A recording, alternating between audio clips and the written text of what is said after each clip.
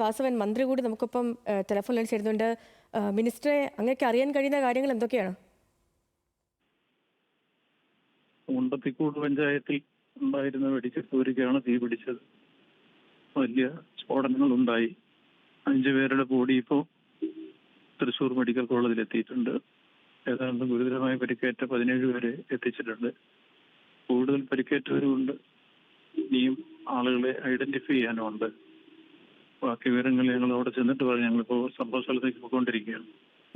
Minister, ഇപ്പൊ നമ്മൾ അവിടെ നിന്നുള്ള ദൃശ്യങ്ങൾ കാണുമ്പോൾ ഇപ്പോഴും പൂർണ്ണമായും തീ അണയ്ക്കാൻ കഴിഞ്ഞിട്ടില്ല. മാത്രമല്ല, ഇപ്പോഴും അവിടുന്ന് ഈ വെടി ശബ്ദങ്ങൾ കേൾക്കുന്നുണ്ട്, പടക്കങ്ങൾ ഇപ്പോഴും പൊട്ടുന്നുണ്ട്. അതുകൊണ്ട് തന്നെ ഇവർക്ക് അങ്ങോട്ടേക്ക് എത്താനും കഴിയുന്നില്ല. അപ്പം അങ്ങനെയാണെങ്കിൽ രക്ഷാദൗത്യം നീളില്ലേ? സർക്കാരിന്റെ സജ്ജീകരണങ്ങൾ എന്തൊക്കെയാണ്? എയർഫോഴ്സും പോലീസും അതോടൊപ്പം തന്നെ ഡിസാസ്റ്റർ മാനേജ്മെന്റ് ടീമും എല്ലാം അവിടെ ഉണ്ട്. ഈ പടക്കം പല ഭാഗത്തായി കിടന്നിട്ട് ഒറ്റപ്പെട്ട പൊട്ടലുണ്ടാകുന്നതുകൊണ്ടാണ് അവർക്ക് അടുത്തേക്ക് എടുക്കാൻ കഴിയാത്തത്. അത് അണയ്ക്കാൻ നല്ല ശ്രമം ഇപ്പോൾ ഫയർഫോഴ്സിന്റെയും മറ്റു പോലീസിന്റെ എല്ലാം ഭാഗത്തുനിന്ന് സജീവമായി ഇടപെടുന്നുണ്ട് അവര്. എന്ന് കഴിഞ്ഞിട്ട് ബാക്കി കാര്യങ്ങൾ പറയാം. ശരി. മിനിസ്റ്റർ, ഒരു കാര്യം കൂടി, ഈ ആശുപത്രിയിൽ നിന്നും അങ്ങേക്ക് ലഭിച്ച വിവരങ്ങൾ എങ്ങനെയാണ്?